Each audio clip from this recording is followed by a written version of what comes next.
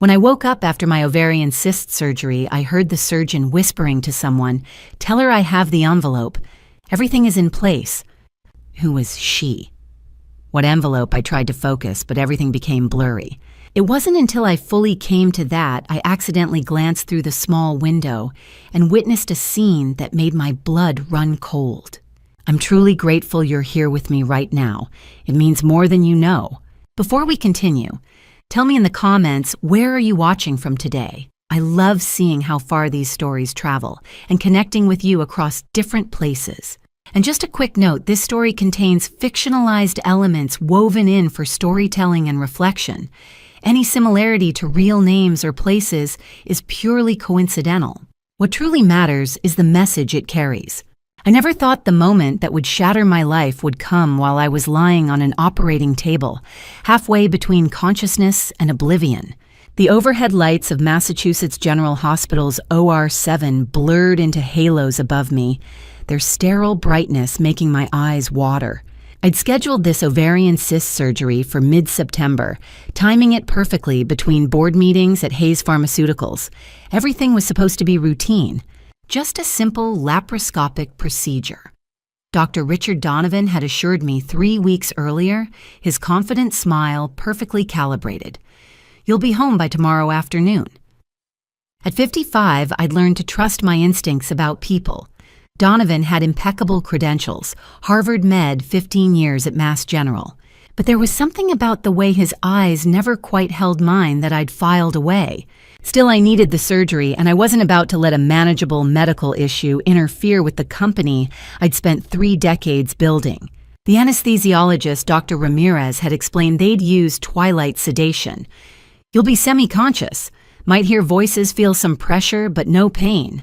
Most patients don't remember anything afterward." Most patients.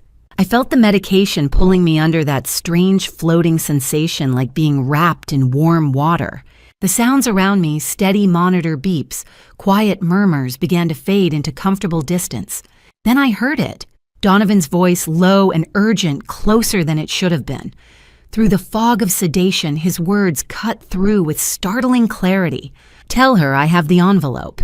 Everything is in place." My mind tried to grab onto those words. Her. Who was her what envelope? This was an operating room. What could possibly need to be in place, besides surgical instruments? I tried to open my eyes, tried to ask what he meant, but my body wouldn't obey. The medication was winning, pulling me down. A woman's voice responded, not one of the nurses, someone else, but I couldn't make out the words before everything went black. When I surfaced, the world came back in pieces. Soft beeping, antiseptic smell, warm blanket. My mouth tasted like cotton and my abdomen ached with a dull throb. "Mrs. Hayes, you're in recovery." A young nurse in navy scrubs smiled down at me. Her name tag read Jennifer Payne, RN. The surgery went perfectly. I tried to speak, but my throat was too dry. She held ice chips to my lips. The recovery room was small, divided by curtains, with a narrow window looking out onto a corridor. "Just rest," she said gently. "I'll be right over there if you need anything." My eyes drifted closed. Had I dreamed those words, twilight sedation could cause strange perceptions. Maybe I'd mixed hallway conversations with dreams. But then I heard footsteps outside that window. I turned my head, squinting through the brightness. Through the small rectangular glass, I had a clear view of the hallway. 2 figures stood there about 10 feet away. Dr. Donovan still in surgical scrubs, his mask pulled down, and a woman with honey blonde hair in an expensive camel coat I recognized because I'd bought it for her last Christmas. My heart began to race. The monitors accelerated their beeping. I watched as Donovan reached into his jacket and pulled out a white envelope. Not a medical chart, not a prescription, a plain white business envelope. The woman took it, fingers closing around it with a quick, practiced motion. She glanced down at it, then up at Donovan, saying something I couldn't hear through the glass. He responded, his hand reaching up to touch her shoulder. It wasn't a doctor's touch. It was familiar, intimate. She turned slightly, tucking the envelope into her purse. The hallway lights caught her face fully. My daughter, Olivia. The monitors shrieked as my heart rate spiked. Nurse Jennifer rushed back. "Mrs. Hayes, are you in pain?" But I couldn't answer.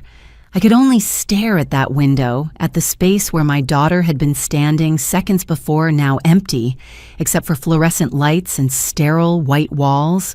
Tell her I have the envelope. Her. My 30-year-old daughter who ran the financial operations of my company. My daughter who I'd raised alone after Edward passed 6 years ago. My daughter who was supposed to be in a board meeting downtown. My daughter who had just received a mysterious envelope from my surgeon while I lay recovering from a procedure that had put me completely at his mercy. The medication still clouded my thoughts, but one thing cut through with diamond clarity. Something was very, very wrong. I forced my breathing to stay slow and even the way it sounds when someone's asleep. Through my half-closed lids, I watched the corridor beyond that narrow recovery room window. The medication still dulled my senses, but adrenaline was burning through the fog. Nurse Jennifer had left to check on another patient. The monitors beeped their steady rhythm. To anyone glancing in, I was just another post-op patient drifting in and out of rest. But I was wide awake now. Olivia stood in that hallway with Dr. Donovan, the white envelope now tucked into her burgundy leather purse, the Valentino I'd given her last April. Even from this distance, I could see her posture. Not a worried daughter checking on her mother's surgeon. This was the stance she used in boardrooms at Hayes Pharmaceuticals, the one that said she was in control. Donovan said something, gesturing with his hands. Olivia's head tilted slightly, and then she smiled. It wasn't the warm smile she gave me over Sunday brunch in Beacon Hill. This smile was cool, calculated. The kind of expression I'd seen her use when closing difficult deals right before she got exactly what she wanted. My stomach tightened, and it had nothing to do with the incisions in my abdomen. Donovan's hand moved to her shoulder, fingers resting there just a moment too long. She didn't pull away. Her body language spoke of familiarity. When had my daughter and my surgeon become comfortable with each other? I'd met Donovan 6 weeks ago at my initial consultation. Olivia hadn't been there. She'd been in meetings all day, she'd said. Had they already known each other then? A memory surfaced sharp despite the lingering anesthesia. 2 weeks ago, late August, Olivia had told me she was flying to Denver for a pharmaceutical conference, FDA regulations, production timelines, the West and downtown. 3 days of panels she couldn't miss. But I'd seen her. I'd been having lunch at Sansi on Newberry Street, and through the restaurant's windows, I'd watched my daughter walk past with a man I couldn't see clearly. They'd been laughing, her hand on his arm. I'd almost called out, but something stopped me. The way she'd glanced around before ducking into a coffee shop, the quick, furtive movement of someone who didn't want to be seen. I'd convinced myself I was mistaken. Boston was small. Plenty of blonde women walked through Back Bay. Olivia was in Denver. She'd sent me photos, conference badges, hotel room views, the whole performance. Except now, watching her accept an envelope from my surgeon with practiced ease, I knew. She'd lied. Donovan stepped back. Professional distance restored. Olivia checked her phone, looking busy, looking normal, and turned toward the elevators. I held my breath. She paused, checking her reflection in a polished supply cart, smoothing her hair. For one terrible moment, I thought she might look toward the recovery room. Then she was gone, heels clicking against linoleum, until the sound faded completely. Mrs. Hayes. I nearly jumped. Nurse Jennifer had returned, her face creased with concern. Your heart rate spiked again. Are you feeling anxious? I'm fine. I managed, voice still rough. Just strange dreams, the medication. She nodded sympathetically, checking my IV line. Dr. Donovan will be by in about an hour for your post-op instructions. Dr. Donovan, the man who'd just handed my daughter an envelope like they were co-conspirators. Actually, I said carefully, has my daughter been by Olivia Hayes? Jennifer's expression brightened. Oh yes, she was here right after you went into the OR. Asked me to tell you she had to run to a meeting, but she'd call tonight. Such a devoted daughter, she seemed so worried. Worried? Right. Thank you, I whispered. Jennifer adjusted my blanket and moved away, leaving me alone with the steady beep of monitors. I stared at that empty corridor. My daughter, who I'd raised alone after Edward's heart attack 6 years ago, who I'd groomed to take over as CFO of Hayes Pharmaceuticals, who I'd trusted with the financial future of everything I'd built, had just lied to a nurse about where she'd been, had accepted a mysterious envelope from my surgeon, had been in Boston when she'd told me she was in Denver. The medication was wearing off, clarity returning with each passing minute. Why was Olivia meeting secretly with Dr. Donovan? What was in that envelope? And why did I suddenly feel like the only person who didn't know what was really happening in my own life? 2 days after the surgery, I sat in a worn leather chair watching September sunlight filter through dusty Venetian blinds. Howard Campbell's private investigation office occupied the 3rd floor of a brick building in downtown Crossing. Same battered oak desk I remembered from years ago. Same Harvard diploma on the wall, class of 1991, the year we'd both graduated. Howard leaned back in his chair, studying me with the careful attention he'd used during our evidence class 33 years ago. Back then, he'd planned on becoming a prosecutor. Life had taken him in a different direction, but he'd kept the prosecutor's instinct for finding holes in people's stories. "You look tired," he said. "I had surgery 48 hours ago, and you're here instead of resting." His eyebrows rose. This must be serious. I'd called him yesterday, keeping my voice low even though I was alone in the house. Some conversations felt dangerous even when no one was listening. "I need you to look into something," I said, quietly. Howard picked up a pen, pulled a yellow legal pad toward him. "I'm listening." I told him everything. The words I'd overheard under sedation, seeing Olivia accept the envelope from Dr. Donovan through the recovery room window, the Denver conference that wasn't. Howard's pen moved steadily, but his expression didn't change. One of his gifts, he never looked shocked, never made you feel foolish for your suspicions. When I finished, he set down the pen. "You're sure it was Olivia?" "I know my own daughter." "And you haven't confronted her?" "Not yet." I shifted in the chair, abdomen still tender. If I'm wrong, I'll have damaged our relationship over nothing. But if I'm right, I couldn't finish that sentence. Howard nodded slowly. "You want to know what's in the envelope?" "I want to know why my surgeon is handing my CFO secret envelopes, why she lied about Denver." I took a breath. "I want to know if I'm losing my mind or if something is actually wrong." "You're not losing your mind." He pulled his laptop toward him. "Olivia still has signatory authority on the company accounts. She's chief financial officer. She has access to everything except my personal holdings." "When did she take that position?" 3 years ago, I promoted her myself. She earned it." Howard's expression remained neutral. 30 years of friendship meant we didn't always need words. He typed in silence for several minutes. Then he stopped, leaning forward. "Carolyn, when was the last time you personally reviewed the company's raw transactions?" "I get monthly reports. Olivia prepares them." "Look at this." He turned the laptop toward me. On the screen were bank records, Hayes Pharmaceuticals' primary operating account. 2 lines highlighted in yellow. June 18th, 2024. Cash withdrawal, $15,000. August 23rd, 2024. Cash withdrawal, $12,800. Cash withdrawals. I stared. We don't do cash transactions. Everything goes through corporate cards for the audit trail. Exactly. Howard pulled the laptop back. Both withdrawals were authorized with Olivia's credentials, both processed at the same branch in Back Bay. He paused. "The branch 2 blocks from the coffee shop where you saw her in August." The room felt smaller suddenly. It doesn't prove anything yet," Howard agreed. "But it's worth asking why your CFO is pulling large amounts of cash without explanation, especially amounts under the IRS reporting threshold." $15,000. The federal threshold for cash transaction reports was $10,000. $12,800 was safely under that limit, too. Someone who knew financial regulations would know exactly how much to withdraw without triggering flags. Someone like my daughter. There could be legitimate reasons, I said, hearing the weakness in my own voice. There could be. Howard closed the laptop, but combined with secret meetings and mysterious envelopes, he picked up his pen. "Carolyn, my job is to find the truth, and right now the truth is hiding from you." I sat there, hands clenched in my lap, feeling the stitches pull. What do I do? Let me look into it. Dr. Donovan, first background financials, any red flags. Then Olivia's movements over the past few months. He stood, came around the desk, put a hand on my shoulder, the same steadying gesture he'd used 6 years ago when Edward passed. "I'll be discreet. If there's nothing there, you'll have peace of mind. He paused. Carolyn, if your daughter is involved with your surgeon, we need to know why. I'll start surveillance tomorrow.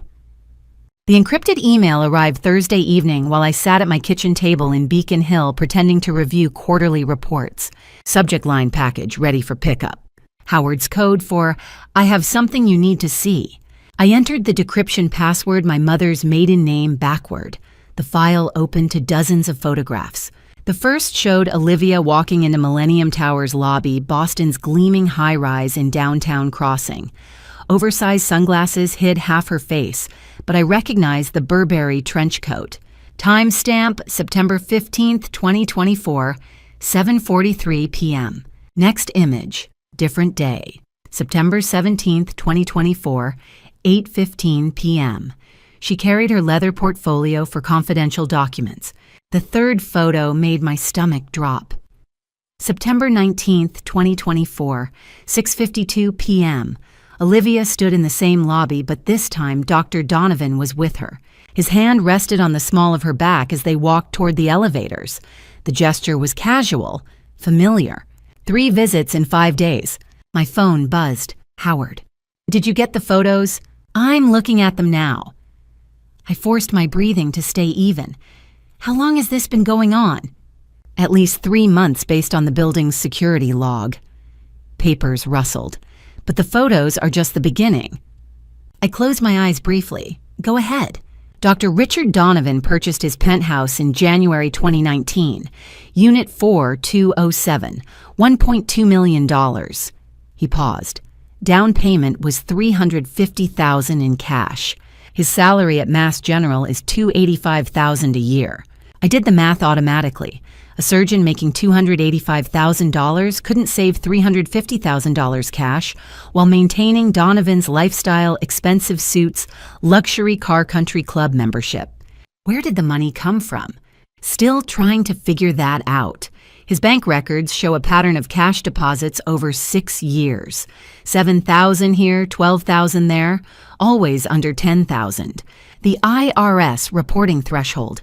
Deposits over $10,000 triggered automatic scrutiny. Staying below that limit was classic structuring. Someone who knows financial regulations, I said quietly. Exactly. Howard's keyboard clicked. There's more. Before Mass General, he worked at Emory University Hospital in Atlanta from 2008 to 2016.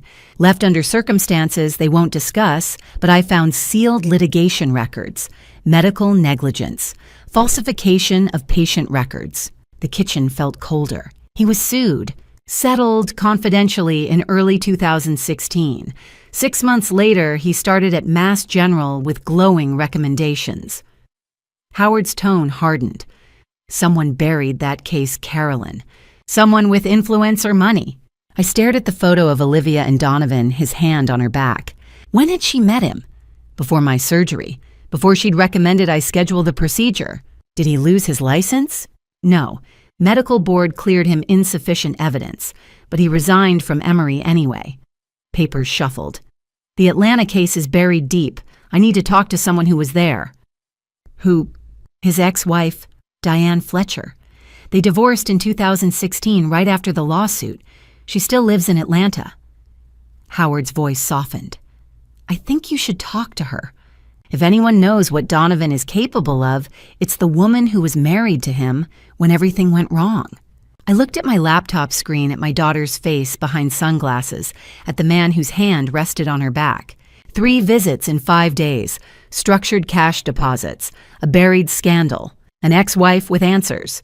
Book me a flight, I said. Tomorrow, if possible. Already done. You leave Logan at 6 a.m., land in Atlanta by 9:30. He hesitated. Carolyn, whatever you find, I need to know Howard. I need to know what my daughter has gotten herself into. Or what she'd planned. The thought came unbidden and I couldn't push it away. I hung up and stared at those photographs for another hour, studying Olivia's body language. The casual intimacy, the pattern that spoke of routine rather than accident. My phone buzzed. A text from Olivia, Mom, sorry, I've been MIA. Crazy week at work. Dinner Sunday. Love you. I read it 3 times.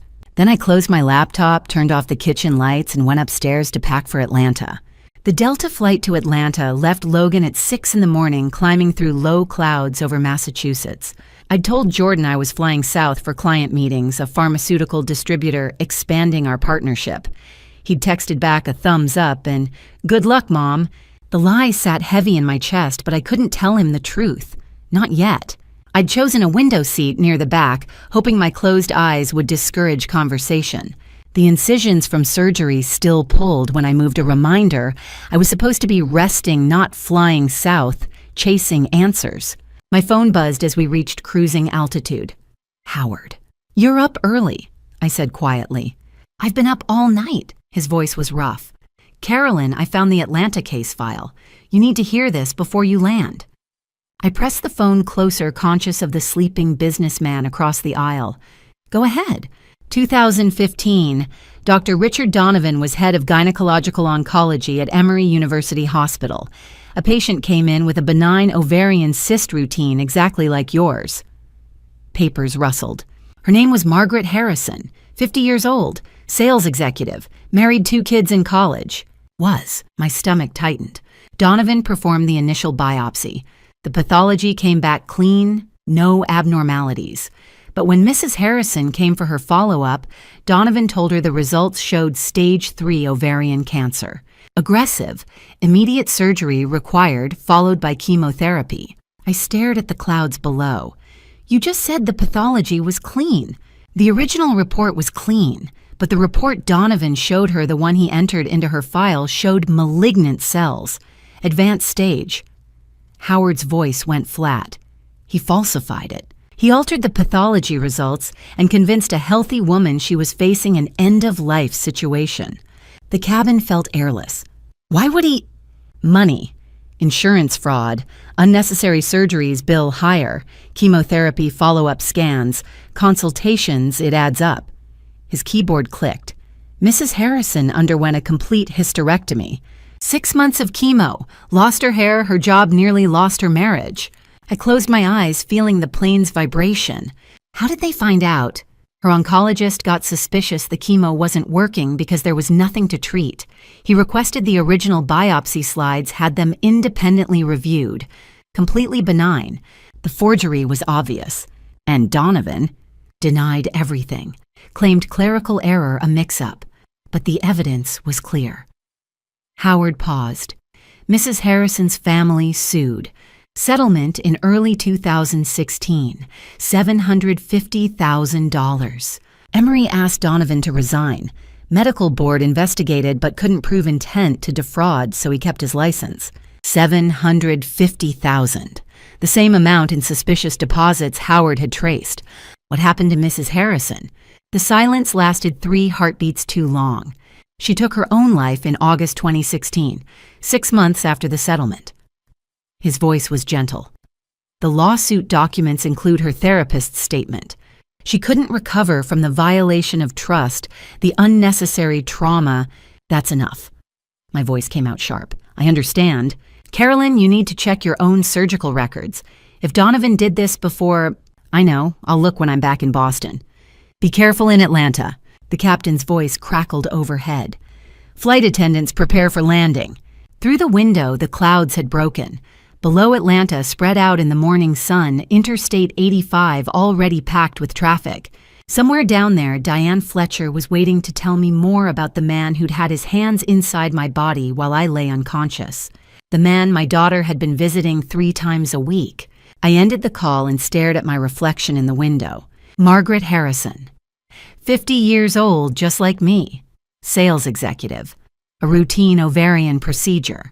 If Donovan had done that to her, falsified her records, put her through unnecessary treatment that eventually drove her to take her own life, what had he planned to do to me? And why was my daughter involved?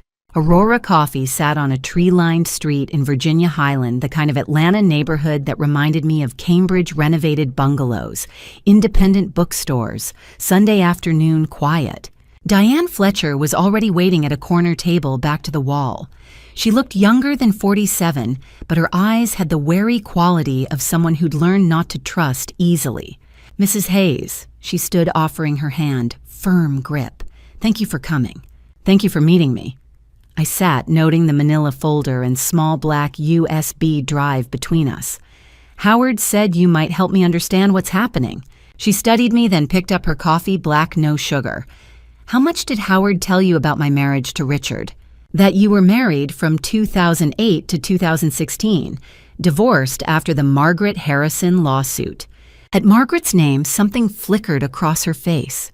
The lawsuit was the final straw, but the problem started long before. She leaned back. Richard is controlling, meticulous. Everything has to be exactly as he wants it. When I met him, I thought he was just detail-oriented, but it was more than that. She took a sip of coffee. He keeps journals. Detailed records of everything conversations perceived, slights people who've wronged him. Hours writing in them, planning how to respond to anyone who challenged him. Her fingers tightened around the cup. When the Margaret Harrison case broke, I found journals going back years. Plans for handling the investigation, manipulating the narrative who to blame. My throat felt dry. Did you know about what he did to her? Not until too late. He kept that completely separate. She met my eyes. But when I found out what he was capable of, I couldn't stay. I filed for divorce in March 2016. Howard said there were consequences. A bitter smile. Richard doesn't forgive, ever. 2 weeks after the divorce, someone keyed my car. Security cameras mysteriously down. A month later, my daughter's college applications were delayed at 3 universities. She stopped, composed herself. Small things, untraceable, but systematic. You couldn't prove it was him. No, that's his specialty, plausible deniability. She pushed the USB drive toward me. This is everything I kept. Copies of his journals, the ones his lawyer didn't seal. The Margaret Harrison case files, internal emails from Emory showing how long they knew about his irregularities. I stared at the small device. Why give this to me? Because Howard told me about your daughter. The envelope, the money, the secret meetings. Her voice softened. And because I know Richard. If he's involved with your daughter, he has a plan. It's not just about money, it never is. It's about control, getting what he wants and making sure anyone in his way regrets it. The cafe felt too warm. What do you think he wants? I don't know, but I know his patterns. She leaned forward. When someone crosses Richard, he doesn't just get angry. He gets even, methodically, over years if necessary. The Margaret Harrison case, yes, it was insurance fraud, but it was also about proving he could manipulate an entire system and get away with it. Until he didn't. Exactly. The lawsuit, the settlement, losing Emory, those were humiliations. Her eyes held mine. Richard Donovan doesn't handle failure well, and he's had 6 years to plan his next move. 6 years since Edward's death. Since Olivia became CFO. Since I'd become sole owner of Hayes Pharmaceuticals. My hands felt cold. You think he targeted me specifically? I think Richard doesn't do anything by accident. She stood picking up her purse. Mrs. Hayes, I don't know what role your daughter plays. Maybe she's a victim. Maybe she's a participant. But I know this Richard never forgives, and he always has an endgame. She touched the USB drive, a protective gesture. Whatever you find on there, be careful. Watch your back. Then she was gone, disappearing into the Atlanta afternoon. I sat there for 20 minutes staring at that small black device before my phone buzzed. Delta notification my return flight was delayed 3 hours due to mechanical issues. 3 more hours in Atlanta. 3 more hours before I could get home and check my own medical records. 3 more hours to wonder what Richard Donovan had planned for me and whether my own daughter had helped him plan it. The Delta Sky Club at Hartsfield-Jackson was half empty when I settled into a corner chair laptop balanced on my knees. 5 o'clock had come and gone. The departure board showed 7:30 p.m. in red letters.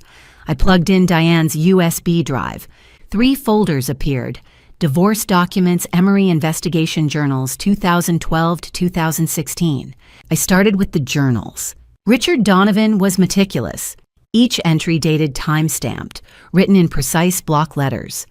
I scrolled through 2012-2013 hospital politics perceived slights. Then March 2014. The system protects the incompetent. Medical boards, ethics committees all designed to shield mediocrity and punish excellence. If the system won't deliver justice, I'll build my own. My hands felt cold. By October 2014, the entries shifted: patient initials, appointment dates, procedure codes. No names too careful. But the pattern was clear. He was selecting targets. I switched to the Emory investigation folder. Internal emails, hospital administrators discussing irregularities in Dr. Donovan's outcomes. A compliance officer noting 8 pathology reports over 3 years had shown discrepancies when reviewed by external auditors. 8 patients who'd undergone unnecessary procedures based on falsified results. Margaret Harrison had been one. 7 others whose lives Donovan had altered for profit and twisted justice. The final email was from January 2016 settlement reached with Harrison family. Dr. Donovan to resign March 1st. All investigation materials sealed per legal counsel. Emory had buried it, paid $750,000 and let Donovan walk away with his license. The divorce documents folder showed Diane's petition dated March 15th, 2016, 2 weeks after his resignation. Allegations of controlling behavior, emotional manipulation, retaliation. Her lawyer had recommended not specifying details because Donovan's team would contest aggressively. She'd gotten out. Donovan got his fresh start in Boston, at Mass General, where he'd met me. My phone buzzed, boarding announcement. I closed the laptop, but those words stayed with me through the gate, through the 2-hour flight back to Boston. I'll build my own justice. What did justice look like to a man who'd falsified 8 reports? We landed at Logan just after midnight. I took a rideshare home, watching familiar streets roll past empty at this hour streetlights, reflecting off the Charles River. By the time I unlocked my front door in Beacon Hill, it was nearly 1 in the morning. The kitchen light was on. I stopped in the doorway. Olivia sat at the island, a mug of tea in her hands, still dressed in work clothes, silk blouse, tailored pants. She looked up and smiled. "Mom, you look exhausted. How was your trip?" I set down my bag slowly. She wasn't supposed to be here. She had her own apartment in the South End. It was fine, long. My voice sounded normal. "What are you doing here?" "I had a late meeting nearby, thought I'd stop by. Your text said you'd be back tonight." She sipped her tea, casual. "I was worried about you traveling so soon after surgery. How are you feeling?" "Tired, but the client meeting went well." "Which client?" The question was light, conversational, but I caught the slight sharpness beneath it, the way her eyes tracked my movements. She was checking, making sure my story held up. Patterson Medical Supply. They're expanding their distribution network. The lie came easily. 3 decades of business negotiations had taught me how to control my face, my voice. Olivia nodded, satisfied. "That's great. You should rest, though. Doctor's orders, remember." Doctor's orders.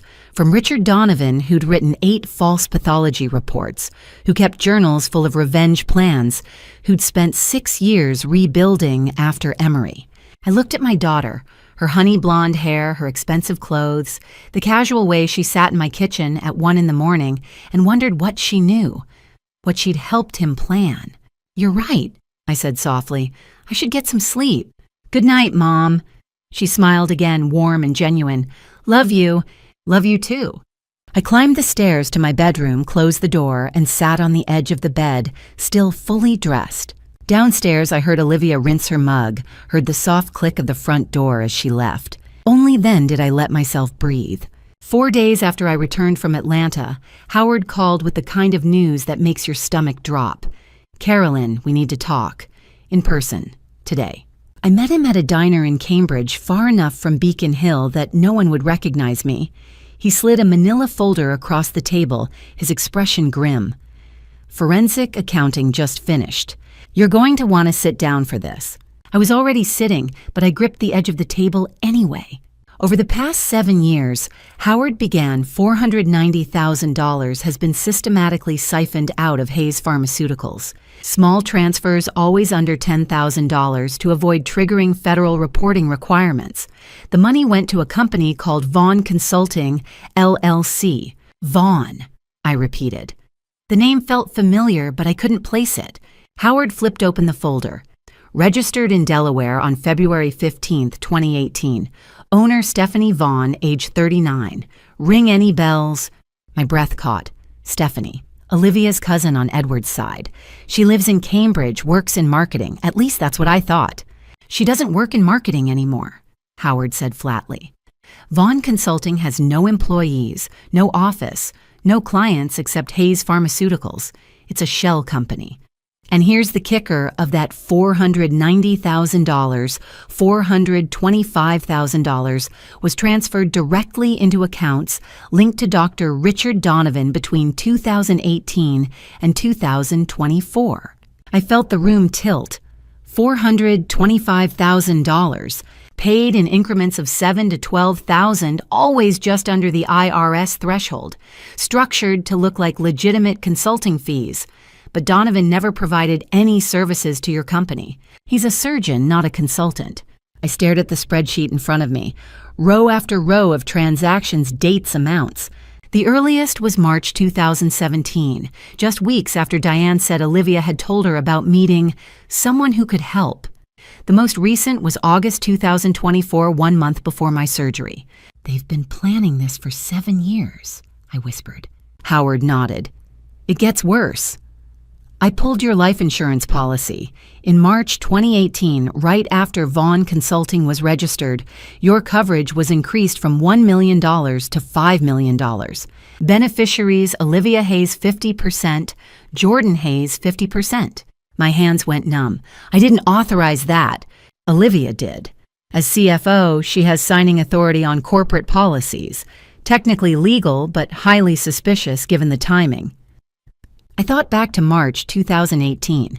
Edward had been gone 2 months. I was drowning in grief, barely functioning. Olivia had taken over the day-to-day financial operations, telling me she wanted to lighten my load. I'd been grateful. I trusted her. So let me get this straight, I said slowly. Olivia meets Donovan in early 2017. By February 2018, they've set up a shell company with her cousin Stephanie. 1 month later, they triple my life insurance. Then they spend the next 6 years moving my money into Donovan's accounts. That's exactly what happened. And then they put me on an operating table. Howard's jaw tightened. Carolyn, this isn't opportunistic. This is premeditated. They've been building toward this for years. The money, the insurance, the fake medical records, we found it all points to one thing. He didn't finish the sentence. He didn't have to. My daughter had spent 7 years preparing to ensure I didn't survive my own surgery. I closed the folder, hands shaking. What do we do now? Howard leaned forward. We need to know why the insurance matters so much. There's something else here, something that makes $5 million worth the risk. I'm going to dig into the policy details. In the meantime, act normal. Don't let Olivia know we're onto her. I nodded, but my mind was already racing. $5 million split between Olivia and Jordan. Except Jordan didn't know anything about this, which meant Olivia had planned to take it all. Howard's voice was tight when he called Friday morning. Check your encrypted email, now. I opened my laptop. Subject medical records. Urgent. The attachment showed my Mass General surgical report. September 12, 2024. Dr. Richard Donovan, attending physician. Patient experienced excessive intraoperative bleeding, requiring additional hemostatic measures. Postoperative infection risk elevated. Recommend extended monitoring for complications including sepsis, hemorrhage. Patient remains high risk for adverse outcomes. I read it twice. Howard, this isn't what happened. I know, keep reading. Nurse Jennifer Payne's notes timestamp 2 hours post-op. Patient stable. Vital signs normal. Minimal blood loss well within expected parameters. Incisions clean, no infection signs. Cleared for discharge day 2 per standard protocol. 2 completely different accounts. One painting me as high risk, barely surviving. The other documenting a routine procedure. He falsified my surgical records, I said slowly. Just like Emery. Same pattern. Creating a paper trail that makes a future adverse outcome look like predictable medical complications. Howard paused. If something happened to you in the next few months, these records would support surgical complications, natural causes. No one would question it. High risk for adverse outcomes. There's more, Howard said. Your insurance policy has an AD&D rider, accidental death and dismemberment. If your passing is ruled accidental or due to medical complications from an accident, the payout doubles. Doubles to what? $10 million. $10 million. Split between Olivia and Jordan. Except Jordan didn't know. I hacked Olivia's email last night. Found a message sent October 2nd to an encrypted address. We tracked it to Donovan. Keyboard clicks. Sending it now. A new message appeared. Olivia's Hayes Pharmaceuticals address. October 2nd, 11:47 p.m. R. The window is closing. We proceed on the 20th, as discussed. Make sure the construction accident looks natural. J will be dealt with separately. S confirms final transfer complete. We're committed now. R. Richard. J. Jordan. S. Stephanie. The 20th, October 20th, 2 weeks from now. Construction accident, I whispered. Hayes Pharmaceuticals is renovating the Cambridge facility. Active construction site on property. Howard paused. If you had an accident, their falling equipment structural collapse combined with your high-risk surgical complications, it would look tragic but explainable. Weakened from surgery, terrible luck. I'd approved that renovation 6 months ago. Olivia had been enthusiastic, said we should visit the site regularly. She'd been planning where to stage my ending. And Jordan dealt with separately. With you gone, Jordan inherits 50% of insurance and his company's share. But if something happened to him, car accident, anything that doesn't connect to Olivia, she gets everything. Full control, entire payout. No one left to question anything. My son, 26 years old, listed as a secondary target by his own sister. We have to tell him. Not yet. If Jordan confronts Olivia, she'll accelerate or change the plan. Howard's voice was firm. Detective Walsh needs to see all of this financial records, Emory files, falsified documentation, this email. We build an airtight case first. The 20th is 15 days away. I'm meeting Walsh in 2 hours. She'll move fast. He paused. Carolyn, act normal. Don't let Olivia suspect. Can you do that? Could I see my daughter smile, pretend everything was fine, knowing she'd planned to ensure I didn't survive, knowing she'd marked her brother for elimination? Yes, I said. I can do that. After Howard hung up, I stared at the email. Jay will be dealt with separately. Not harmed, not ended. Dealt with. As if Jordan were a problem to solve, an obstacle to remove. Not her brother. October 2nd, the night Olivia had waited in my kitchen at 1 a.m. checking my story. She'd gone home and sent this email, confirming the date, confirming the method, confirming both her mother and brother would be eliminated by October 20th. I closed the laptop and went to find my phone. I needed to call Jordan, not to tell him, not yet, just to hear his voice. Detective Barbara Walsh's office at Boston Police Headquarters was smaller than I'd expected. Cramped fluorescent-lit walls covered with case files. She was younger than her voice suggested. 44 sharp eyes, salt and pepper hair in a tight bun. When Howard and I sat down Tuesday morning, she didn't waste time. I've reviewed everything Mr. Campbell sent. She tapped a thick folder. Financial Records Emory files your surgical documentation, the October 2nd email. It's compelling, but it's not enough. My stomach sank. Not enough. Not for arrest warrants. Not yet. She leaned forward. The financial evidence shows embezzlement. We can charge Stephanie Vaughn, possibly Olivia. But the Emory files are sealed 6 years old. The medical records could be explained as clerical errors, and the email too vague. A defense attorney would shred it. So what do? We get them on tape. Explicit confession. Clear discussion of intent. Walsh pulled out a legal pad. Massachusetts is a two-party consent state. Recording someone without their knowledge is illegal unless you're a participant in the conversation. I don't understand. If you're present part of the dialogue, you can legally record without telling them. You're consenting to talk, they just don't know it's documented. She looked directly at me. We need you to lure them into a confession. Howard spoke. Where Carolyn's house is too risky. Dr. Donovan's penthouse, Walsh said, we control that space, but we need access. Carl Henderson, I said, the building manager. Mr. Campbell already contacted him. Walsh glanced at Howard. Howard looked slightly uncomfortable. Carl has financial difficulties, gambling debts. He was receptive to $25,000 to allow our technical team access and ensure security footage malfunctions at appropriate times. Walsh's expression didn't change. I didn't hear that, officially. She made a note. We install equipment Friday, October 12th, when Donovan's in surgery all day. 4 cameras covering main areas. 8 microphones for audio redundancy. We test everything the 15th. And then, you make contact. Invite Olivia to meet company business, personal matters, whatever works. She'll likely bring Donovan. We need both in that apartment talking freely. Walsh's eyes were steady. You'll guide the conversation. Get them to discuss October 20th, the construction site insurance your son. The more specific, the stronger our case. The thought of pretending ignorance while recording my daughter's plan made my hands shake. I pressed them against my thighs. How long? 20 minutes minimum, longer if possible. Walsh paused. Mrs. Hayes, I need to be direct.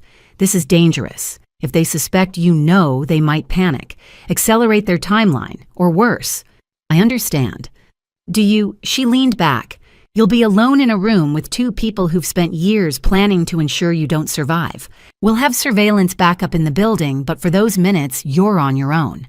You'll need to stay calm, keep them comfortable, extract a confession from your daughter while she describes how she intends to benefit from your absence.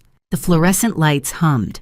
The alternative is we go with what we have, Walsh continued. Arrest Stephanie on embezzlement, maybe Olivia, but Donovan walks. And whatever they're planning for October 20th, it happens, or they postpone and try again when we're not watching. I thought about Jordan's voice last night, cheerful, oblivious. I thought about Olivia's email, Jay will be dealt with separately. When do we do this?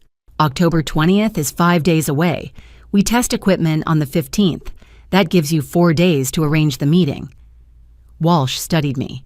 Carolyn, you'll need to lure them into a confession. Can you do that? Could I? Could I pretend to be the naive mother she'd been deceiving for 7 years? Could I ask the right questions? Stay calm while they discussed eliminating Jordan? I met Walsh's eyes. Yes, I said. I can do that. If you're still here, comment I'm still here, so I know you're standing with me. And tell me if it were you. Would you walk into that room and confront them immediately? Or stay calm and let them expose themselves? The next part changes everything. Before we continue, please note the upcoming section includes dramatized elements for storytelling purposes. If this kind of content isn't for you, you're free to stop here. I made the call at 6 o'clock, sitting in my study, phone in one hand, script in the other. Sweetheart, I need to talk. Can we meet tonight? Olivia's voice was cautious. Tonight, Mom, I'm at a friend's place. I won't be home until 9. A friend's place. The lie came easily. It's important. About the company. About your father's legacy. I kept my voice soft. Please, honey. I need my daughter. A pause. Okay, where? I'm near Downtown Crossing. Actually, I'm right by the Millennium Tower. Could you meet me in the lobby, just 20 minutes? Another pause. Calculating. I'll be there by 7, she said. I hung up and walked to the surveillance van parked 3 blocks away, hands shaking. Inside, Howard sat at monitors showing 4 angles of Donovan's penthouse. Detective Walsh stood behind him, radio in hand. 2 officers occupied the rear. She's coming, I said. Walsh nodded. We're ready. I sat next to Howard, staring at the empty apartment on screen. At 7:05, Olivia appeared on the penthouse feed. She used a key, had her own key, and walked in. Donovan was already there, pouring wine. He handed her a glass. Your mother called. His voice came through clear. She wants to meet. Says it's about the company Dad's legacy. Olivia sipped wine. She sounded upset. Where does she think you are? With a friend. I told her I'd meet her in the lobby. She smiled. I don't think she suspects anything. Mom trusts me. She always has. Those words hit like a blow. Donovan set down his glass. We're 8 days out, October 28th. Everything's in place at the construction site. The scaffolding on the south wall has been adjusted. When she does her walkthrough, it'll look like equipment failure. Tragic accident. Olivia sat on the couch, and with her medical complications, no one will question it. Too soon after surgery. The insurance, $10 million, split with Jordan initially, but once he's dealt with, she waved her hand. Car accident. Faulty brakes. 6 months after Mom, far enough apart no one connects them. Walsh stiffened beside me. Donovan paced. Your brother doesn't suspect. Jordan thinks I'm protecting the family business. He has no idea half the company funds have been bleeding into Vaughn Consulting for years. By the time anyone audits, Stephanie will have moved everything offshore. And your mother's medical records. Perfect. You made sure of that. High-risk patient, complicated surgery, predictable outcome. She looked at him. Richard, we've been planning this for 7 years. It's time. Donovan sat beside her. After Tuesday, you'll control Hayes Pharmaceuticals entirely. $38 million in assets, plus the payout. We'll be rich, Olivia said. She leaned on his shoulder, and no one will ever know. Mom will be another sad statistic. Her own daughter devastated, her poor son in a tragic accident months later. Walsh spoke into her radio. All units move in, now! The penthouse door burst open on screen. 4 officers flooded in, weapons drawn. Boston police, hands up. Donovan jumped up.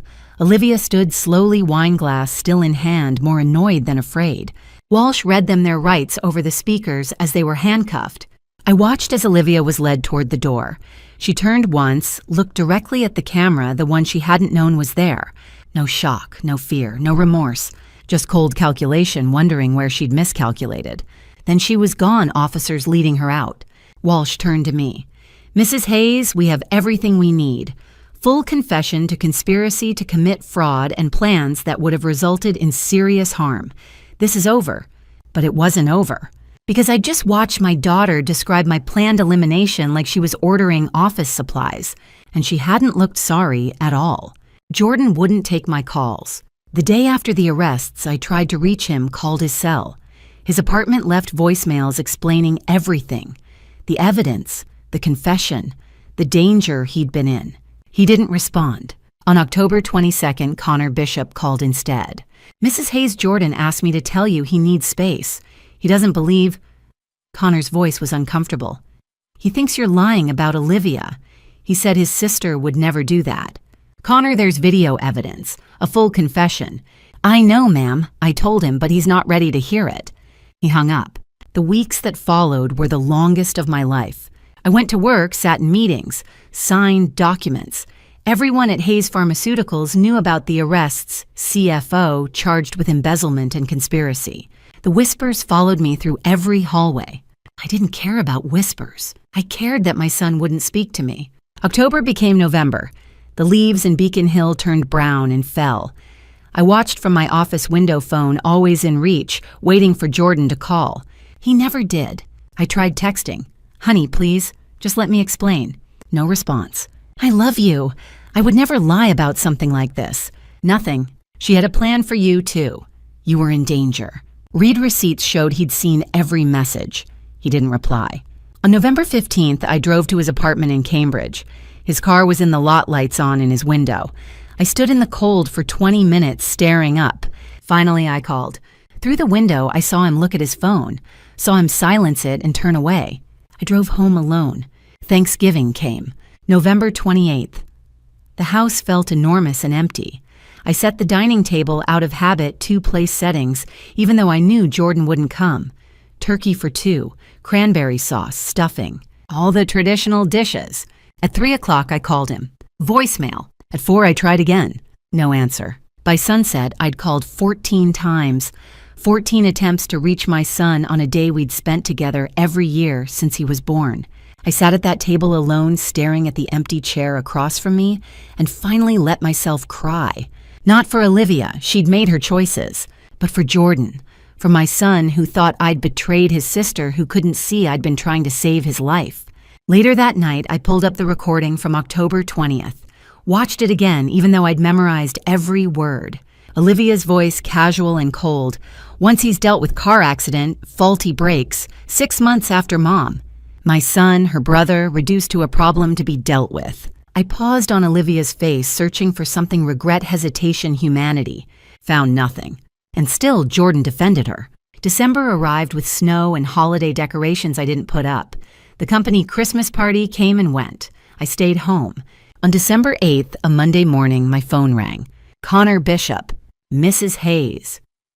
His voice was different, serious. Jordan found something, an old laptop, Olivia's from years ago. He's been going through her files. My heart stopped. What did he find? Messages, plans, going back to 2017. Everything you said, it's all there, in her own words. Connor paused. He wants to talk to you. He asked if you could meet him today. I gripped the phone, tears already starting. Where? Your house. He'll be there at 2 o'clock. Tell him. My voice broke. Tell him I'll be waiting. After Connor hung up, I sat staring at nothing, feeling something I hadn't felt in 8 weeks. Hope. Connor called back an hour later. Jordan was cleaning his storage closet last weekend. Found an old laptop of Olivia's from college. She'd left it years ago. He charged it up to wipe the hard drive. Connor's voice was tight. Mrs. Hayes, there are messages. Hundreds. Going back to 2017. What kind of messages? Between Olivia and someone with the email Dr. R. Donovan. They didn't hide the planning. It's all there. After Connor hung up, I waited. Jordan arrived at 2 o'clock, looking like he hadn't slept, eyes red face, pale laptop bag over his shoulder. Mom, his voice cracked. I led him to the kitchen table. He set the laptop down between us. I need you to see this, he said quietly. He opened an email client showing hundreds of messages. Jordan clicked on the oldest one. February 14th, 2017. From Olivia H1994 to Dr. R. Donovan. I met you at the worst time, or maybe the best. You understand what it's like when someone takes everything. My father's company should have been mine. You said you could help, that we could help each other. I trust you. You hate her as much as I do. February 2017, 7 months before Edward's heart attack. She'd been planning before her father died. Jordan scrolled through months, years, fragments. June 2018. The company is vulnerable now. She's grieving. This is our window. March 2019. Vaughn Consulting is registered. Stephanie understands her role. August 2023. Jordan's hand trembled. Jordan is weak. He'll never run the company. We'll deal with him after. Car accident maybe. Something random. Jordan's jaw clenched. She wrote that about me. Honey, there's more. He found September 2024. September 10th, 2024. 2 more days, then we're free. You're sure about the surgery? Response, everything is prepared. The pathology reports are already adjusted. If she survives the initial procedure, we have months to stage the construction accident. 2 days before my surgery. Jordan closed the laptop. I'm sorry, Mom. I should have believed you. His voice broke. I kept thinking there had to be an explanation, that you'd misunderstood. It's okay. It's not okay. He looked up, eyes wet. She was planning to eliminate you, to eliminate me, like we were problems, not people, not family. I took his hand. I know. I need to see her, he said. I need to hear her say it. On December 12th, we drove to Suffolk County House of Correction together. The visiting room was cold, institutional. Gray walls, metal table, plastic chairs. Olivia was brought in wearing orange hands cuffed. She sat across from us, expression unreadable. Jordan leaned forward. I found your laptop, the one from college. You left it in my storage closet. Something flickered in Olivia's eyes. Annoyance. I read everything, Jordan continued. Every message, every plan, 7 years. He paused. Why Olivia? Why did you want Mom and me gone? Olivia was silent. Then she shrugged. Because you were in my way, both of you. No justification, no lie. Dad's company was supposed to be mine. Mom controlled it. You would have inherited half. I couldn't build what I wanted with both of you taking up space. She leaned back casual. It was business, Jordan. Nothing personal. Nothing personal. Jordan's voice rose. We're your family. Your obstacles. Olivia's eyes were flat. That's all you ever were. We left after that. In the car, Jordan was silent until we pulled into my driveway. Then his face crumpled. I'm sorry, Mom. I'm so sorry. I pulled him into a hug and he broke. Sobbed against my shoulder like he hadn't done since the day we'd buried Edward 6 years ago. It's okay, I whispered. You're here now. That's what matters. He cried for a long time, and I held him my son, the only family I had left. Finally home. Jordan moved back in on December 15th. He didn't bring much: a suitcase, his laptop, a photo of Edward. I'd prepared his old room, but he hesitated at the doorway. "It feels strange," he said, "being back." "I know, but I'm glad you're here." That first week was careful, tentative. We moved around each other like dancers, learning new steps. Jordan made coffee in the mornings. I cooked dinners neither of us had appetite for. But slowly we began to heal. By January, we'd found a rhythm. Breakfast together before work. Jordan shared his projects. I talked about restructuring Hayes Pharmaceuticals, the new CFO, rebuilding trust. In February, we drove to Edward's grave together. First time in years. Jordan placed flowers. We stood in the snow, not needing to say anything. By March, Jordan was smiling again. "I'm thinking about grad school," he said one evening. "Harvard Law has a program in corporate governance. I could apply for fall. Your father would be proud." He looked at me, really looked, and I saw it trust slowly rebuilding. The trial began June 15th at Suffolk Superior Court. I'd been dreading it for months, but Jordan came with me. Every single day. Prosecutor Julia Brennan was sharp, methodical, relentless. In her opening statement, she laid out 7 years of conspiracy with surgical precision. The defendants didn't act on impulse, Brennan told the jury. They planned. They built financial infrastructure, falsified medical records, mapped out not one, but 2 eliminations. This was systematic, calculated, a business plan with human lives as the cost. The evidence took 3 days, 8 hours of surveillance footage from October 20th. Olivia's voice, "Mom trusts me. She always has." Donovan describing the construction scaffolding, Jordan's planned car accident. Every word documented, undeniable. The financial records came next. Howard testified about $490,000 stolen over 7 years, 2017 to 2024. The Delaware Shell Company, $425,000 transferred to Donovan's accounts. Diane Fletcher described her marriage to Donovan, the falsified reports at Emory, the Margaret Harrison settlement, the years of retaliation. Stephanie Vaughn testified under her plea deal. She explained how Olivia approached her in 2017, how she'd registered Vaughn Consulting, laundered money for years. "I knew it was wrong," Stephanie said, not meeting anyone's eyes. But Olivia was family. Dr. Sarah Holbrook testified about forensic evidence linking Donovan to falsified records. Nurse Jennifer explained the discrepancies between Donovan's notes and her observations. Every witness built the same picture: years of planning, cold calculation, 2 people willing to eliminate anyone in their way. On June 23rd, after 6 hours of deliberation, the jury returned. Guilty on all counts. Judge Patricia Whitmore didn't waste time. "Dr. Richard Donovan, you violated every oath you took as a physician. You falsified medical records. You planned serious harm against a patient who trusted you. This court sentences you to 25 years in state prison." Donovan's face didn't change. "Stephanie Vaughn, you facilitated fraud and conspiracy. However, your cooperation has been noted. This court sentences you to 8 years with possibility of parole after 5. Stephanie nodded, relieved. Whitmore turned to Olivia. "Olivia Hayes, you stole from your family's company for 7 years. You conspired to cause serious harm to your mother and brother. You showed no remorse, no hesitation, no humanity." She paused.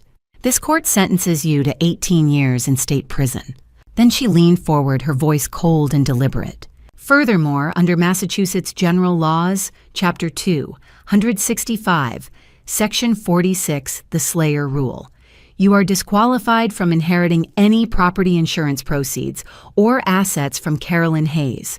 Your 50% beneficiary designation on the $5 million life insurance policy is void. All shares of Hayes Pharmaceuticals held in trust for you are forfeited to your brother Jordan Hayes." She glanced at the prosecution table. "This court also orders asset forfeiture of $425,000, unlawfully transferred to Dr. Donovan. These funds will be returned to Hayes Pharmaceuticals. 18 years. Olivia would be 48 when she got out, and she'd inherit nothing." As bailiffs prepared to lead them away, Olivia turned. Her eyes found mine across the courtroom. Not angry, not defiant, just empty. Like she'd calculated everything except the one variable that mattered, and now there was nothing left inside her at all. Then she was gone and I never saw her again. Jordan took my hand as we stood. "It's over," he said. "Yes," I whispered. "It's over." The day after sentencing, Jordan graduated from Harvard Law School. I sat in Harvard Yard watching my son walk across that stage in cap and gown, and for the first time in months, I felt pure, uncomplicated joy. Edward should have been there, but I was there, and that was enough. A week later, I called a board meeting at Hayes Pharmaceuticals. "I'm stepping down as CEO," I told them. "Effective immediately. The company needs new leadership, someone without the baggage of this past year." I looked around the table. "I'm appointing Jordan Hayes as CEO. He starts August 1st. There were objections. Jordan was only 26, just graduated, no executive experience. "He's Edward's son," I said quietly. "He's my son, and he's earned this through integrity, loyalty, and surviving something that would have broken most people." The board voted. Jordan became CEO. Hayes Pharmaceuticals was worth $40 million now. After everything, Jordan would inherit a company built on solid ground, not secrets. 1 year later, June 2026, Jordan and I stood in a conference room overlooking Boston Harbor. The banner behind us read, "The Margaret Harrison Foundation, supporting medical fraud survivors and ovarian cancer research." Margaret Harrison, the woman whose tragedy had exposed Richard Donovan's pattern of destruction. We couldn't bring her back, but we could honor her memory. "The foundation is funded with $5 million, Jordan told the assembled reporters. "Money from a life insurance policy that was meant to be claimed through deception. Instead, it will help victims of medical fraud and fund ovarian cancer research. It will make sure no one else suffers the way Margaret Harrison did." I stood beside him, feeling Edward's presence so strongly it took my breath away. After the press conference, Jordan drove us to Mount Auburn Cemetery. We stood before Edward's headstone, simple granite, his name and beloved beneath. "We did it, Edward," I said softly. "Jordan and I survived. We're still standing." Jordan's hand found mine. "The company is his now. He'll run it the way you would have wanted, with integrity, with purpose." I paused, and we built something good from the pain, a foundation that will help people, save lives. The June breeze moved through the trees. Birds sang. I learned something through all of this. I said more to Jordan now. Some bonds break when they're tested. Olivia's bond with us was never real. It was built on resentment and greed. When we tested it, it shattered. I squeezed Jordan's hand, but other bonds grow stronger. Ours did. We went through hell together and came out the other side. Closer, more honest, more real. Jordan leaned his head against my shoulder. "I love you, Mom." "I love you too." We stood there for a long time, the two of us in front of the grave of the man who'd started Hayes Pharmaceuticals, the man who'd never known his daughter would try to destroy everything he'd built, who'd never known his son would save it. Finally, as the sun set, we walked back to the car. "You know what Dad used to say?" Jordan asked as we drove home. "When I'd trust someone who let me down," I smiled, already knowing. "Trust but verify. Trust but verify," Jordan repeated. "Reagan said it first, but Dad made it his motto. Verify the numbers. Don't assume good intentions. Don't take loyalty for granted." "It's good advice." "It's the advice that saved your life," Jordan said. "You trusted Olivia, but when things didn't add up, you verified. You investigated." He was right. Trust but verify. That's the lesson I learned the hard way. The lesson that cost me a daughter, but saved my son and myself. It's the lesson I'll carry for the rest of my life. Not cynicism, not paranoia, just wisdom, just caution.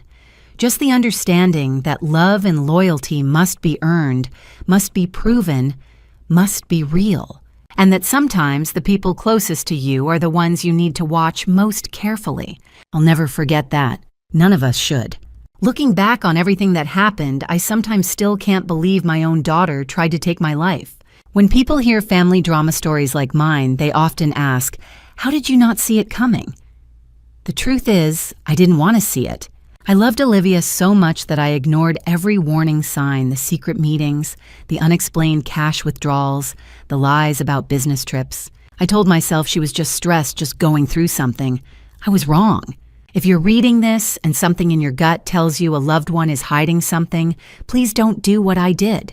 Don't wait until you're lying on an operating table half-conscious, overhearing a conspiracy against your own life. Trust your instincts. Check the financial records. Ask the hard questions. Verify what people tell you, even especially when it's family. Trust but verify isn't just a Cold War slogan. It's a survival principle I learned the hardest way possible. I used to think grandma's stories about family betrayal were exaggerations, old tales meant to scare us into being cautious. My own grandmother once told me, "Carolyn blood doesn't always mean loyalty." I nodded politely, but I didn't truly believe her. Now I do. Olivia shared my DNA, my last name, my home, and yet she saw me only as an obstacle to wealth and power. That realization broke something in me that no amount of money or justice could ever fully repair. But here's what I want you to understand. Even in the darkest family drama stories, there can be redemption.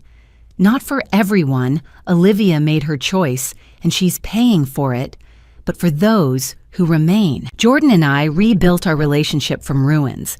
We chose forgiveness over bitterness, healing over revenge. Some bonds break under pressure, others grow stronger. We chose the latter, and that choice saved us both. I've also learned that God doesn't give us trials to destroy us. He gives them to teach us. I'm not a particularly religious woman, but lying in that hospital bed, realizing my own child wanted me gone, I prayed harder than I ever had in my life. And somehow I was given the clarity to act, the courage to investigate, and the strength to see it through. Faith didn't make me passive, it made me vigilant. The lessons I carry now are simple but profound. First, love does not require blindness. You can love someone deeply and still hold them accountable. Second, protect the vulnerable. Margaret Harrison lost her life because no one questioned a doctor's authority. We created her foundation so her suffering would mean something. Third, true family stands by you in darkness. Jordan proved that. Blood relation means nothing if there's no loyalty, no love, no trust. I know many of you have your own grandma stories, tales passed down about relatives who stole inheritances, spouses who betrayed vows, children who turned their backs. Maybe you heard them at Thanksgiving dinners or during quiet evenings on the porch. Those grandma stories aren't just folklore. They're warnings wrapped in love. Some of you are living through your own family drama stories right now. If that's you, please hear me. You are not alone and you are not powerless. Document everything. Seek help from people you trust. And above all, never sacrifice your safety for the sake of keeping the peace. Jordan and I are still healing. Some days are harder than others, but we're here, we're alive, and we're building something better. The Margaret Harrison Foundation is thriving. Hayes Pharmaceuticals is stronger than ever, and my son has become the kind of leader I always hoped he'd be. That's what matters. Trust but verify, always. Final note. This content contains dramatized storytelling elements for educational purposes. Some details are fictionalized, but the lessons and messages are entirely useful. If this style doesn't suit you, that's okay. Please seek content that better fits your needs.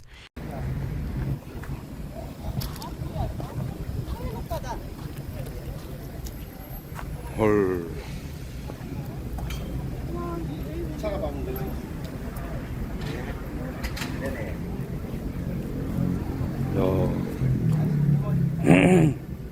야, 여길 뚫고 들어갔대, 코이나. 여길 뚫고 들어갔대. 어떤 차가요? 이게. 이게? 어. 어휴. 아, 이게 실외기 때문에 터질 수도 있어가지고. 실외기 탔을 것 같아요.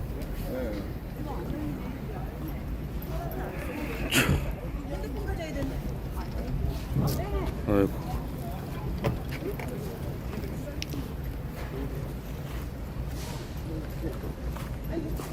그런가 봐.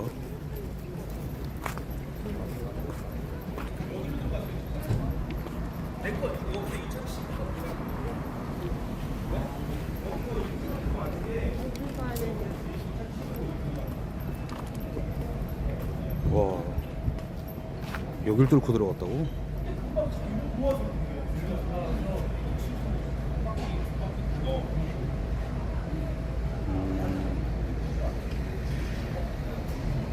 왜 그런 거지?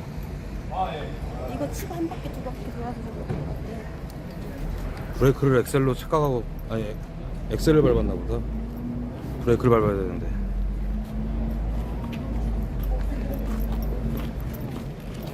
아휴. 밥 먹으려다 깜짝 놀랐네.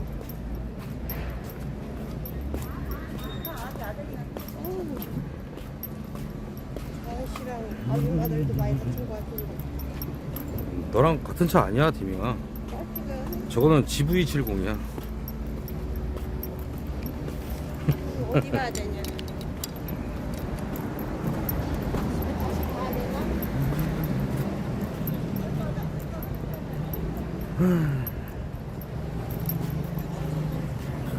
아, 7070.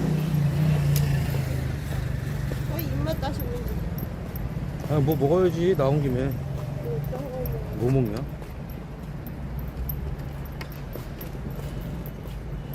여기 가야 되나? 여기 더럽게 비싸게 파는데? 아닌가? 비슷한가? 플러스 수제 양념 돼지갈비 200g에 2만원. 2만원이야. 1인분에 2만원 미친 거 아니야? 갈비를? 돼지를?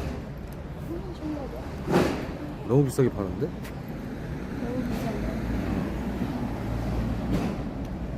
오빠가 10,000원에 팔았었어. 250g에.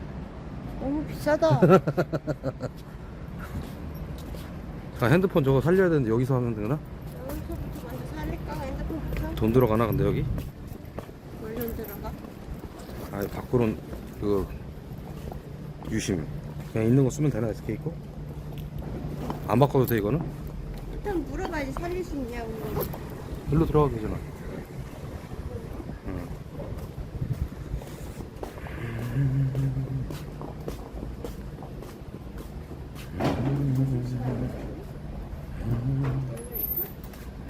안녕하세요.